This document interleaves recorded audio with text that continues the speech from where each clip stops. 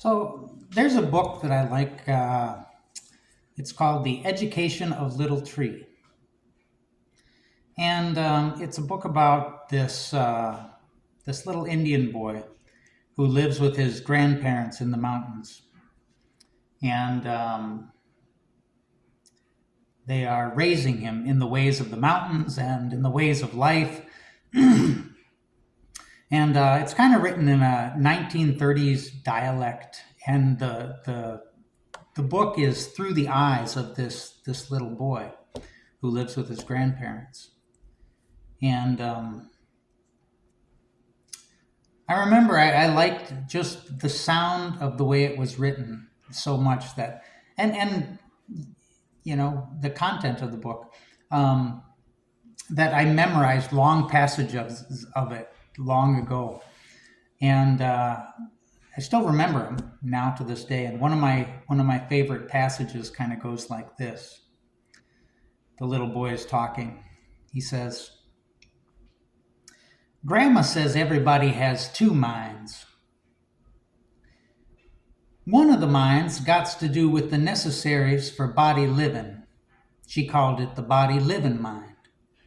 She said you had to have that mind to get eatin' and shelter and such like for the body. You had to have that mind to mate and have young'uns and such. You had to have that mind so as you could carry on. But Grandma said we had another mind that's got nothing at all to do with that. She called it the spirit mind. Now, if you used your body living mind to think greedy or mean, if you was always cutting at folks with it, trying to figure out how to material profit off of them, why, you'd shrink up your spirit mind to a size no bigger than a hickory nut. And then when the body died, well, the body living mind, it died with it. And if that's the way you thought all your life, well, there you was, stuck with nothing but a hickory nut spirit that had practical no understanding of nothing at all. And then when you was born back, which you was bound to be, there you was, born with the hickory nut spirit. And it could shrink up to the size of a pea. Could disappear if the body living mind took over total. In such case, you lost your spirit complete. That's how you become dead people, Grandma said. Grandma said you could easy spot dead people. Grandma said they was dead people who looked at other people and saw nothing but bad. Who looked at a tree and saw nothing but profit, never beauty. Yep, Grandma said you could easy spot dead people. Grandma said the spirit mind was like any other muscle. Why, the more you used it, the bigger and the stronger it got.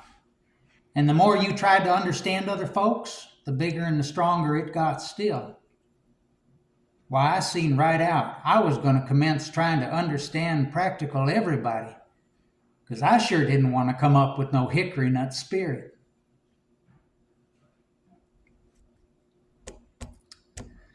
So today's readings,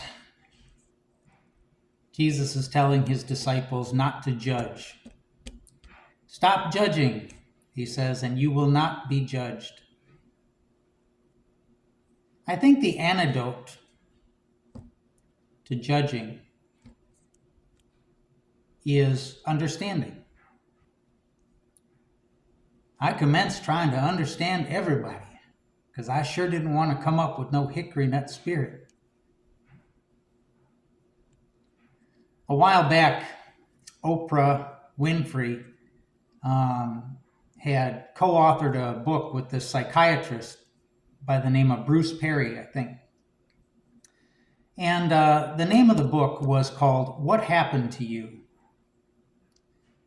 And it's a book about the effects of childhood trauma. And the title comes from making the distinction between saying, what's wrong with you? And instead saying, what happened to you?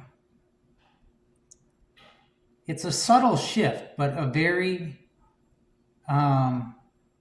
meaningful one. You know, when we say, what's wrong with you, It's very judgmental, right? And it's not a question. It sounds like a question, but it's not a question. It's an attack. And it's mean-spirited. And it makes the other person shut down. But when we say, what happened to you? Now that's a question that invites conversation. It's a question that invites understanding. It's the antidote to judgment.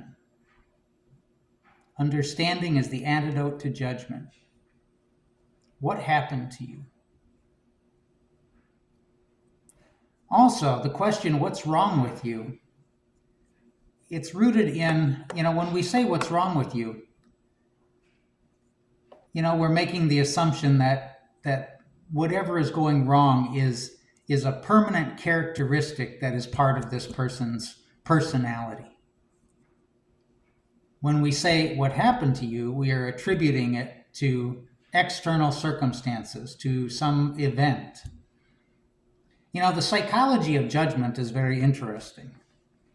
When we judge other people, we are more likely to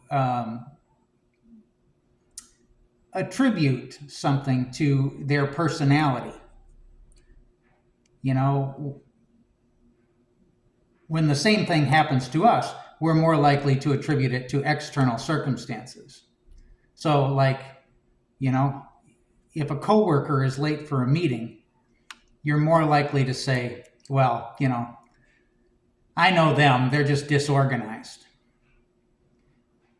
But if I'm late for a meeting, I'm more likely to say, well, traffic was bad this morning. Attributing it to external circumstances rather than an internal, unchangeable personality characteristic. And so when we ask the question of others, what happened to you? We're just giving them the same grace that we give ourselves.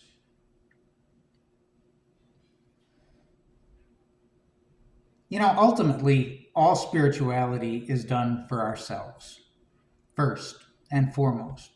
I like to say that spirituality you do for yourself, religion is what you inflict on other people. Spirituality we do because we want to improve our own lives. And so Jesus is saying to his disciples, he says, stop judging others. Not for their benefit, but for yours. He says, stop judging and you will not be judged. Stop condemning and you will not be condemned. Forgive and you will be forgiven. Give and it will be given back to you. A good measure packed together, shaken down and overflowing will be poured into your lap. Because the measure that you measure others by is the measure that you will be measured by. And so, I think that the readings are inviting us to be less judgmental. And we can start by that question, what happened to you?